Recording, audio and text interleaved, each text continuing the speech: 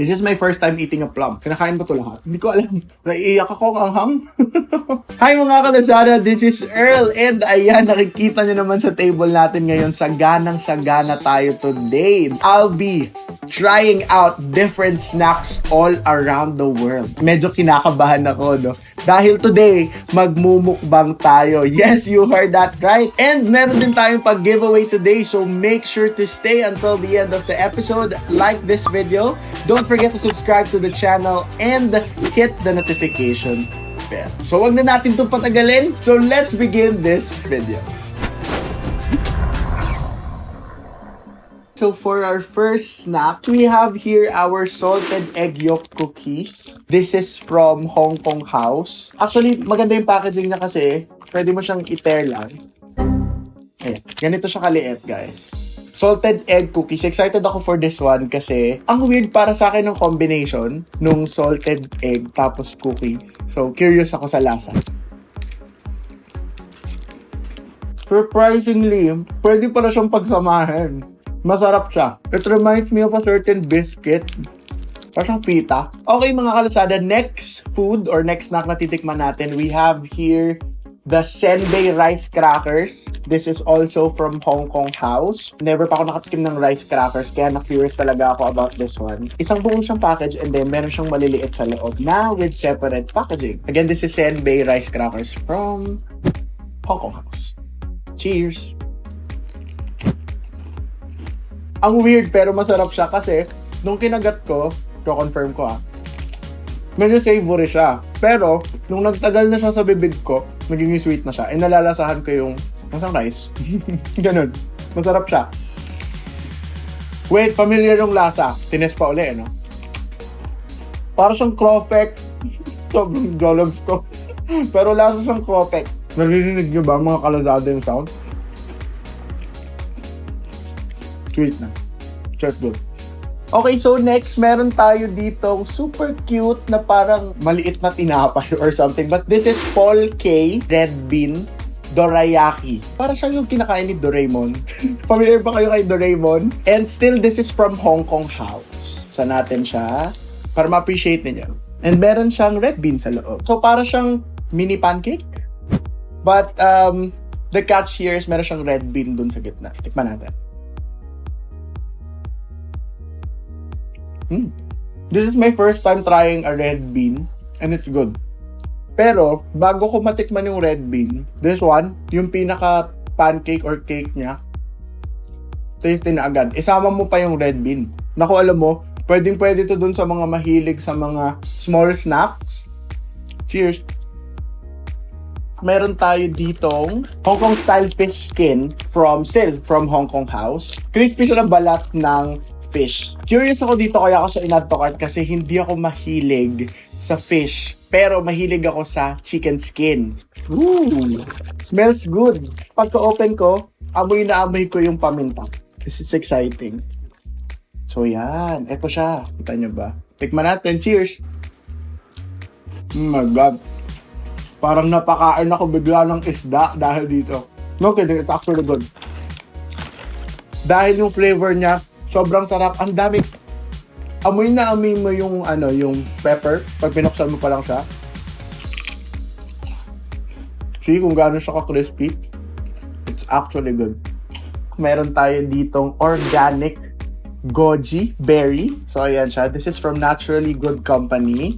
And 100% plant-based siya. And pwede mo siyang gawing tea. Pwede mo siyang i-brew as tea. Pwede mo rin siyang ilagay sa smoothie. Kung mahilig kayo sa mga fruit shakes or smoothie like, pwede siyang topping sa ibabaw. And pwede rin siyang ilagay sa oatmeal. But pwede nyo rin naman siyang kainin straight from its package. So try natin siya. Easy open siya kasi naka-ziplock. So ayan, intended siya for release. Kunin natin.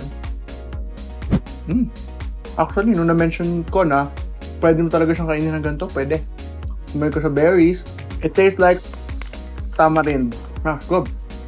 Okay, next, meron tayo ditong slice salami na poly. This is from Eurorich. So, mga mahilig sa cold cuts dyan, perfect ito. So, tikman natin siya. Excited ako dito kasi mahilig ako sa cold cuts. Ito siya, cheers. Perfect. Hindi ko alam kung ako lang yung gumagawa, pero whenever I eat cold cuts, di ba yung iba bread, ano kaya cheese lang, ganyan. Ako, I like it with rice. So, this is very good. Okay, so next, meron naman tayo dito from Candy Corner. I have here a violet crumble na dark. And meron pa siyang isang flavor. Ito naman, violet crumble din siya, pero caramel. So, susubukan natin siya. Let's first begin with the bar. Itong dark. Yung inside, I'll show you. Para siyang cotton candy.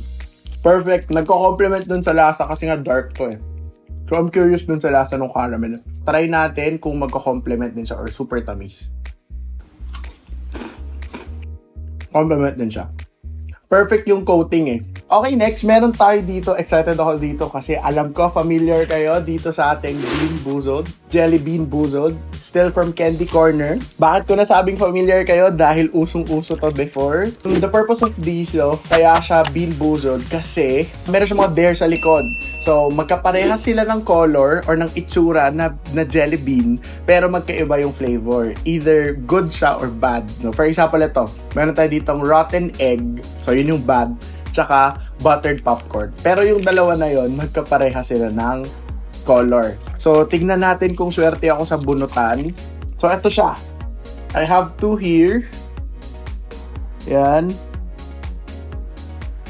Ano nga ba ng flavor? Tignan muna natin. Ay, talagang ito pa yung pinili ko. Dead fish or strawberry banana smoothie. It's actually good. It tastes good. Okay, next, meron tayo ditong Albanese na flavored gummy bear. 12 siya na iba't ibang kulay. So, ibig sabihin ng mga flavors niya. And nakakatawa kasi may nakalagay dito, fat-free, gluten-free, low sodium. And ang calories niya sa likod, talagang diniscuss ko pati calories. 100 calories lang siya. Excited akong kainin kasi I hope you're seeing it on my hands. Perfect sa mga may hilig sa mga maasim na candies, ganyan. So, try natin to. It's actually good. Hindi ako masyadong mahilig sa gummies or sa mga sour patches, mga sour na candies. But this is good. So this is still from Candy Corner. But let's move on. Meron pa tayo mga food dito sa harapan natin. We have here what we call bento squid seafood. So this is from Noshers. So I got it from Noshers. Curious ako. So when you open it, may squid. So ayan. Meron siyang ganito. Ayan. Cheers. Spicy. The first comment ko, kung mga mahilig sa maanghang jam, grab nyo na to. At sa mga mahilig sa seafood. Naiiyak ako ang anghang. Okay, so next meron tayo ditong Dann food na mixed fruit chips. Okay, this is from Vietnam. So meron tayo ditong taro. Ayan. Meron tayong banana, jackfruit, or langka. Langka ito, diba? Then, sweet potato. Meron din tayo. Na 2 kinds of sweet potato. Try natin to. Tama. Langka nga siya. I think this is taro. This one. Ito, crispy kasi ginawa siyang chips. This one, I think this is banana, of course. And ito yung sweet potato. So again, this is from Noshers. So meron tayo dito from Famulet. This is a Sesame Mochi. Royal Family Japanese Sesame Mochi. Ayan. So again, this is Sesame Mochi. Wow. Grabe. Again, sa mga hindi masyadong mahihilig sa sweet, but you want to eat, panghimagas or dessert, this one is also perfect for you. So this is Chenti May. Still from Famulet. Ayan. This is a plum candy, I think. Preserved plums. Yan. When you open it, meron pa siyang isang papel sa loob. Meron pa ulit plastic. So, ayan siya. Tada!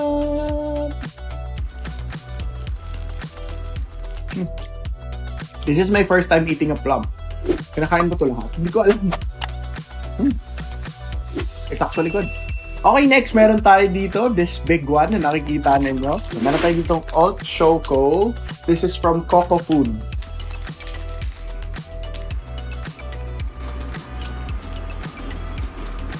Delicioso. Okay, so next meron tayo ditong adorable cream bar. Okay? And this is still from Coco Food. Ayan, so meron siyang tatlong flavors. So meron siyang chocolate, to, strawberry, and meron siyang matcha. So, di ba, nauso sa mga ice cream yung merong chocolate sa ilalim. So, kung kayo yung tipo ng tao na hindi mahilig sa ice cream, katulad ko, di ako mahilig sa ice cream, but I like eating the tip. It's a perfect snack kasi yun lang talaga mismo yung laman mo. So, let's check. Unahin ko, huling ko yung matcha and strawberry. Unahin ko yung chocolate. Ha? Try naman natin yung strawberry. And lastly, syempre, favorite na favorite ko to, matcha. Try natin. It's very good. Okay, next. So, meron tayo ditong biscuits. So, this is mostly oat biscuits, blueberry cranberry. This is from Suncoast brand international. So, this is, obviously, this is the blueberry and this is the cranberry. So, tikman natin.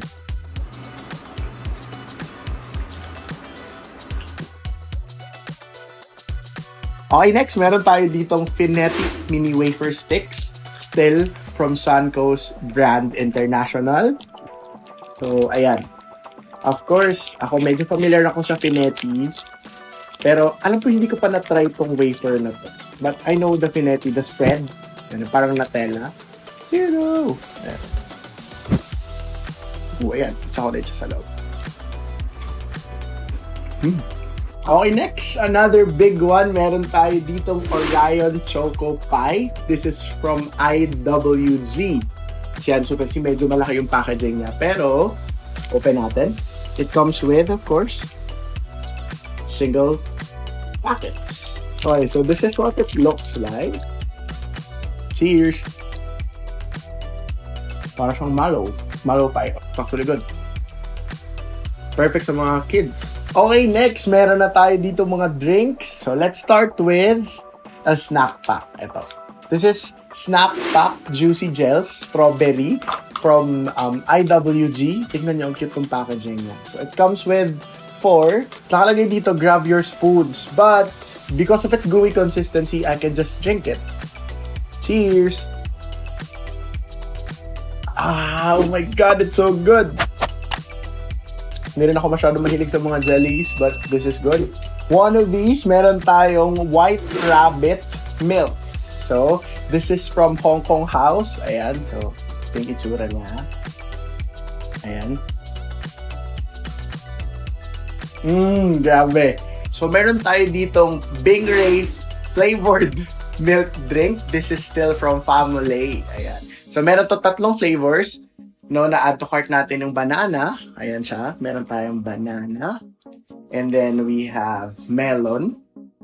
Tapos, meron din tayong lychee and peach. So, let's begin with lychee and peach.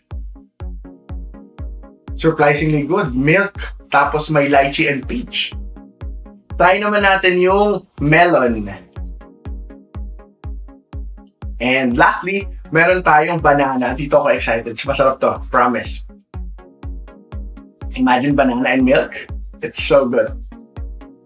Alright, so now we are down to the last 2 drinks that I have here in my hand. As you can see, meron tayo ditong Tiger Sugar. No, this is from Famulet. And then, ito namang isa, meron tayong Mochi. Cute. Mochi yung name niya. Ayan, so we're going to taste this. What a way to end the mukbang. Meron tayong 2 good drinks here.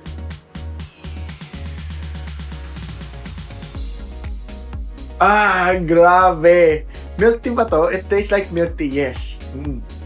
Brave as a tiger. I agree. Grabe, ang sarap. Or after a good meal, maganda to.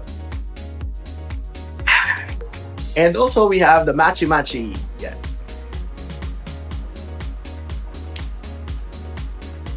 If you don't like too much sweetness and you still like milk tea or a good drink after a good meal, you can try Mochi as well. It's both good. And that's it for our episode for today. Grabe, sobrang bigat ng tiyan ko ngayon and feeling ko malaki din siya dahil sa sobrang dami kong nakain na masasarap. And affordable pa yan lahat. So if you are interested, links are in the description below. Kaya i-add to cart nyo na yan. Kayo, mga ka-Lazada, ano ang gusto nyong itry? I-comment nyo na yan below and get a chance to win 5,000 pesos Lazada vouchers. Yes, ganun lang kadali, diba? Also, huwag nyo palampasin ang Lazada Sulit Sweldo Sale happening twice a month with free shipping vouchers and cashback. So after you pay your bills, treat yourself. Diba? Please hit like if you like our episode today. Don't forget to subscribe and turn on the notification bell for more Lazada fun videos and giveaways. Once again, this is Ka-Lazada Earl. Thank you and I'll see you next time. A huge shout out also to Fujifilm for this vlogging camera that I used in this video. So if interested kayo to have your own channel or mahilig kayo to take photos and videos for fun, you should definitely consider Fujifilm X-S10. I love na lightweight yung camera and very beginner friendly pa siya. It's also very convenient kasi you can twist and tilt the display if you're shooting alone. So if you want to check this out, the product link is in the description box below.